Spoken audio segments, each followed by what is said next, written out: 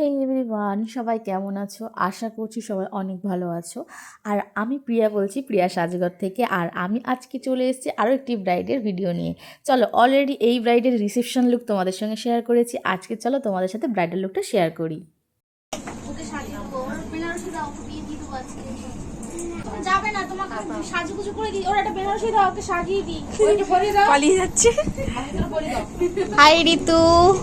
High. কেমন কি সাজতে চাইছো বলো এবারে আমাকে। মানে তোমার মনের মতো করে সাজিয়ে দেবে, তোমার যেটা ভালো লাগবে। আর মানে কি যেন লক্ষ্মী লক্ষ্মী লাগে। লক্ষ্মী লক্ষ্মী লাগে। হ্যাঁ। তো শুনেই নিলে, আজকে ব্রাইড কিন্তু সম্পূর্ণ লুকটা আমার উপরেই ছেড়ে দিয়েছিল। বাট ওর একটা ছোট্ট ডিমান্ড ছিল যে ওর ভুরুটা যেন আমি আমার প্রত্যেকটা ব্রাইডকে যেভাবে ভুরু বানাই, আমিও যেন ওর ভুরুটা সেরকমভাবেই বানাই। কথা বলতে বলতে এদিকে ওর স্কিনটাকে আমি রেডি করে নিয়েছিলাম। আর ওর মানে ওই দিনে প্রচণ্ড পরিমাণে গরম পড়েছিল। আর আমি যেই রুমে সাজাচ্ছিলাম সেই রুমে প্রচণ্ড হারে গরম ছিল। তো সেই কারণে আমি একটুখানি ম্যাজিক ড্রপও ইউজ করেছিলাম। আর আজকে ব্রাইড কিন্তু আমাকে বলেই দিয়েছিল যে দিদি, আমার মেকআপটা আমার স্কিন টোন অনুযায়ী করবে।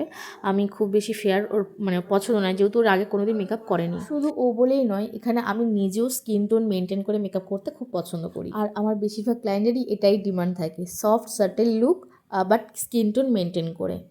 জানো তো, আমি আমার ব্রাইডদের ক্ষেত্রে একটা জিনিস খুব ভালো করেই নোটিস করি এখন, বিশেষ করে যারা বিয়ে রিসেপশন দুদিনই আমার কাছ থেকে বুকিং নেয়, বিশেষ করে তাদের জন্যই এটা আমি নোটিস করেছি যে বিয়ের দিনে স্কিনটা একরকম থাকে, আর যখন আমি রিসেপশনের দিনে সাজাতে যাই তখন দেখি স্কিনটা পুরো চেঞ্জ হয়ে যায়। বিয়ের দিনকে দেখি একটু ডার্ক থাকে বা একটু স্কিনের মধ্যে মানে বলে না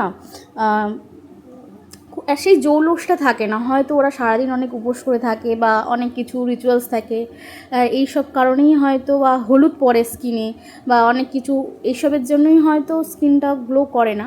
বাট রিসেপশনের দিনকে জানি না, পুরো স্কিন টোন পুরো চেঞ্জ হয়ে যায়। কী করে হয়ে যায় আমার তো মনে হয় পুরো ম্যাজিক হয়ে যায়। আর আমি আমার এই ব্রাইডদের নিয়ে আর কি বলবো, সবই তো শেয়ার করেছি, বাট একটা জিনিস আমি ভুলে গিয়েছিলাম, তো আমি এখানেই শেয়ার করি। আমার এই ব্রাইড যাতে আমার ফটো ভিডিও ভালো হয় সেই কারণে ওর রুমের একটা ওয়ালে পুরো একটা গ্রিন গ্রাস বা একটা ব্যাকগ্রাউন্ড বানিয়েছিল সম্পূর্ণ আমার জন্য, যাতে আমার ফটো ভিডিও ভালো আসে। মানে কি বলবো, এইগুলো আমার মানে কি বলবো, আমার কিছু বলার নেই। মানুষ মানে এতটা এক্সাইটেড বা আমাকে এতটা যে ভালোবাসে যাতে আমার ফটো ভিডিও ভালো আসে, সেই কারণেও এত কিছু করেছে। মানে ভাষা নেই, আমার কোনো ভাষা নেই কিছু বলার। আর ওর হাজব্যান্ড যিনি আমাকে বুক করেছিল, মানে এমনকি ব্রাইডের বাড়িতে যখন আমি সাজাতেও গিয়েছিলাম তখনও আমাকে ফোন করে জিজ্ঞাসা করেছে যে আমি সাবধানে পৌঁছেছি কিনা বা আমাদেরকে ঠিকঠাকভাবে আপ্যায়ন করা হয়েছে কিনা। মানে ওনার সব দিকেই নজর ছিল যাতে আমাদের আপ্যায়নের কোনো রকমের খামতি না থাকে। উনি সব রকমভাবেই আমাদের আপ্যায়ন করেছিল, বা উনি কেন, ব্রাইডের বাড়ির লোক বা ব্রাইড সবাই খুবই ভালো ছিল, সবাই অনেক আপ্যায়ন করেছে।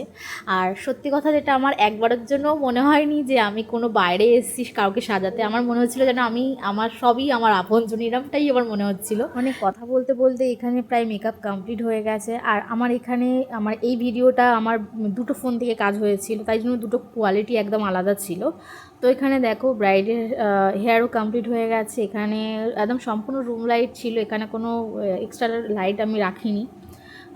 তো এই রুম লাইটের এই ক্লিপটা আমি নিয়েছিলাম, বেশ ভালো লাগছিল। আমিও টাইমের মধ্যেও ছেড়ে দিতে পেরেছিলাম, এটা একটা অনেক বড় ব্যাপার।